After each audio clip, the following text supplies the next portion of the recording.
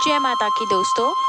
तो चलिए गुप्त नवरात्रि के तीसरे दिन पे सुनते हैं माँ त्रिपुर सुंदरी की कथा। 10 महाविद्याओं में त्रिपुर सुंदरी माता तीसरी महाविद्या मानी जाती है। माँ त्रिपुर सुंदरी को बाला, राजेश्वरी, कामेश्वरी, कामाक्षी, षोडशी, ललिता इन सभी नामों से माता को जाना जाता है। अगर माँ के स्वरूप की बात करें तो माँ बिल्कुल शांत मुद्रा में भगवान शिव की नाभि से निकले हुए कमल पर विराजमान रहती हैं।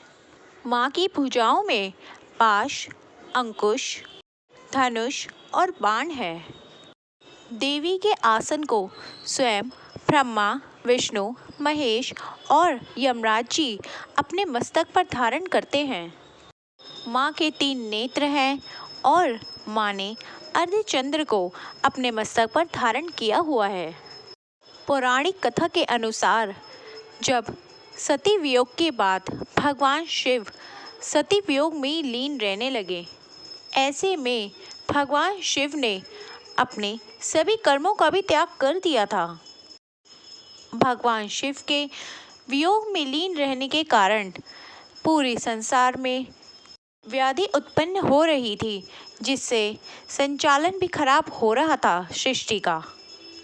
दूसरी ओर ताड़कासुर ने भगवान ब्रह्मदेव से वरदान पाकर आतंक मचा रखा था, क्योंकि उसका वध केवल और केवल भगवान शिव के पुत्र से ही हो सकता था।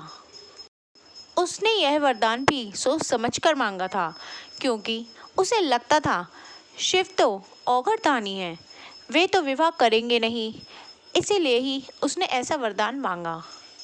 अब तो समस्त देवताओं ने भगवान शिव को ध्यान में से उठवाने के लिए भगवान कामदेव को और उनकी पत्नी रति को वहां पर शिवजी के पास भेजा। कैलाश पर्वत पर भगवान भोलेनाथ अपनी गहरी लीन साधना में बहुत ज़्यादा लीन थे। जब कैलाश पर्वत जाकर भगवान कामदेव ने अनेकों प्रयास किए, तब भी शिवजी नहीं बाहर आए, वो नहीं जगे। तब भगवान कामदेव की ऐसी हरकतों से भगवान शिव को क्रोध आ गया और उन्होंने अपना तीसरा नेत्र खोल लिया, जिससे तीसरे नेत्र खुलने के कारण कामदेव जी भस्म हो गए।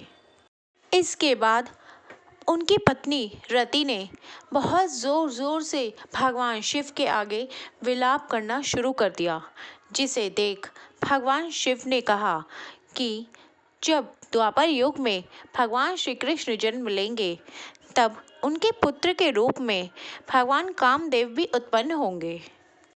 ऐसा वरदान उन्होंने माता रति को दिया।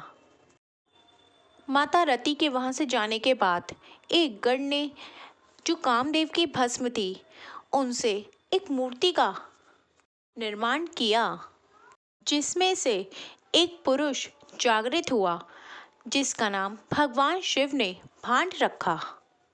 भगवान शिव के रौद्र रूप के कारण उत्पन्न हुआ था वो, इसलिए भांड पूरे तीनों लोकों में अपने उत्पाद मचाने लगा। उन्होंने त्रिदेवों पर भी आक्रमण करने का सोचा। इसके बाद इंद्रदेव भगवान नारद मुनि के पास पहुँचे। अब श्री नारद मुनि जी ने उनको यह सुझाव दिया कि आप सभी माँ आदि पराशक्ति की उपासना करें। माँ की उपासना करने के बाद जब माँ ने एक रूप धारण करा, तो वह रूप त्रिपुर सुंदरी के नाम से विख्यात हुआ और माता त्रिपुर सुंदरी ने उस भांड का वध कर दिया। इसी प्रकार से जो कोई भी गुप्त नवरात्रि में तीसरे दिन पे माँ त्रिपुर सुंदरी की आराधना करता है एवं साधना करता है, उसे बड़ी आसानी से माँ फल देती हैं और उसे सारी इच्छाएं उसकी पूरी करती हैं। माँ त्रिपुर सुंदरी भक्तों को वैभव, यश, समृद्धि, सुख ये सब देने वाली माता हैं। शास्त्रों में माँ त्रिपुर सुंदरी को तीसरी महाविद्या कहा गया है।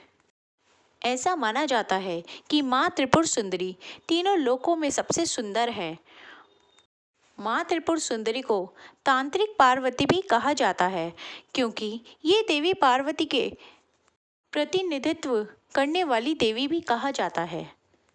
माँ त्रिपुर सुंदरी एक 16 साल की बहुत सुंदर कन्या के रूप में दिखाई देती हैं। शास्त्रों में हमें देखने को मिलता है कि माँ त्रिपुर सुंदरी का रंग सुनहरा, हल्का सुनहरा होता है। माँ 16 कलाओं से युक्त होती हैं। माँ त्रिपुर सुंदरी करोड़ों सूर्य का प्रकाश अपने अंदर समाहित किए हुए होती हैं। माँ की साधना करने से इंसान को मृत्यु के बाद मोक्ष बहुत आसानी से प्राप्त हो जाता है। माँ षोडशी को यौवन और आकर्षण की देवी भी माना जाता है। इनका पूजन करने से आकर्षण और सौंदर्य की प्राप्ति भी होती है। मान सम्मान पद प्राप्त करने के लिए या फिर किसी शत्रु से मुक्ति पाने के लिए या फिर किसी को अपनी ओर सम्मोहित करने के लिए भी माँ की पूजा की जाती है। माँ की पूजा करने पर सफ़ेद रंग के कपड़े पहनकर उनकी पूजा करनी चाहिए।